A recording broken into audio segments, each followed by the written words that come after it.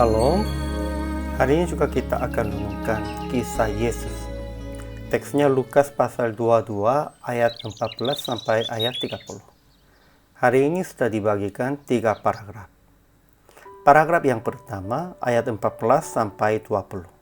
Yesus makan perjamuan Paskah dengan murid-muridnya dan membagi roti dan cawan sambil berkata, "Inilah tubuhku. Ini adalah perjanjian baru oleh darahku." Paragraf yang kedua, ayat 21 sampai 23. Yesus berkata, "Tangan orang yang menyerahkan aku ada bersama dengan aku di meja ini." Dan murid-muridnya mempersoalkan siapa di antara mereka yang akan berbuat demikian.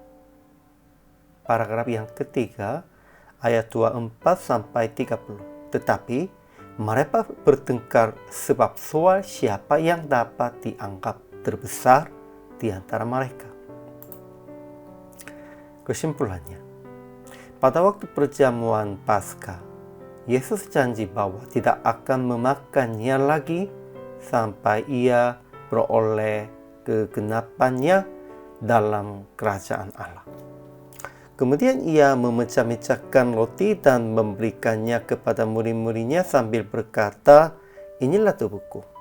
Kemudian dibuatnya dengan cawan sesudah makan dan berkata, "Cawan ini adalah perjanjian baru oleh darahku."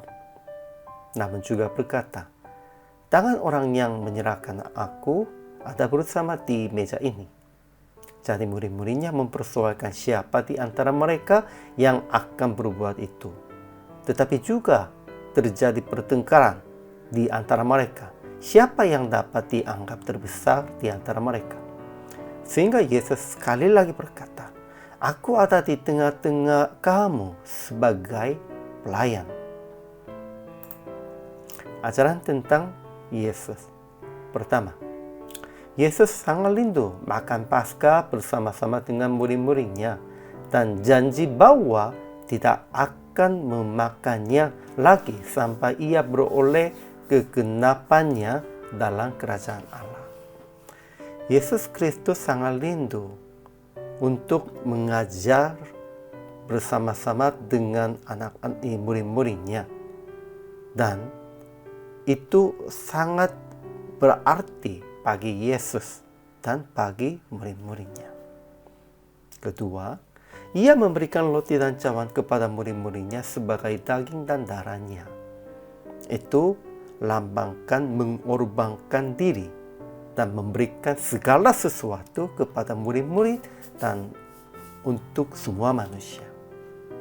Itu juga salah satu teladan. Ketiga, Yesus tahu bahwa orang yang menyerahkan dia ada bersama di meja itu. Namun juga Yesus menerima dia juga untuk memberikan kesempatan. Ajaran bagi kita. Pertama, sekalipun murid-murid Yesus tidak mengerti arti perjamuan, mereka tetap ikut perjamuan dalam anugerahnya. Ini sangat penting. Bukan karena mereka sudah mengerti, mereka ikut perjamuan. Sekalipun mereka kurang mengerti dalam anugerah Tuhan, merekanya diundang, diajak, dan bisa ikut tentang daging Yesus dan darah Yesus. Kedua, mereka mempersoalkan yang siapa akan menyerahkan Yesus. Ya, pada waktu mendengar tentang cerita ini, mereka persoalkannya demikian itu. Namun pada waktu itu, siapapun, "Inilah aku," tidak bertanya tentang ini. Tidak berpikir tentang ini juga. Ketiga, tetapi mereka segera bertengkar sebab siapa yang dapat dianggap terbesar di antara mereka. Itu artinya, sekalipun mereka tadi mempersoalkan siapa akan menyerahkan Yesus, namun di dalam pikiran mereka, hati mereka lebih fokuskan ingin menjadi terbesar. Bukan hanya di antara mereka. Di antara semua orang percaya, semua orang yang mengikuti Yesusnya, mereka ingin menjadi terbesar. aplikasinya. Pertama, jangan lupa kita dapat kesempatan dalam anugerahnya, bukan karena kita mengerti kehendak dan rencana Tuhan. Sehingga sekalipun tidak mengerti, harus mengikutinya tempat yang belajar tentang Yesus dan tempat yang itu anugerahnya penuh dalam Yesus. Aplikasi kedua, jangan mempersoalkan yang siapa memberontak. Jangan konsentrasi menjadi terbesar di antara sesama. Dan menjadi pelayan di antara sesama dan jemaat. Pentingnya ini. Daripada menjadi yang besar, lebih fokusnya harus menjadi pelayan.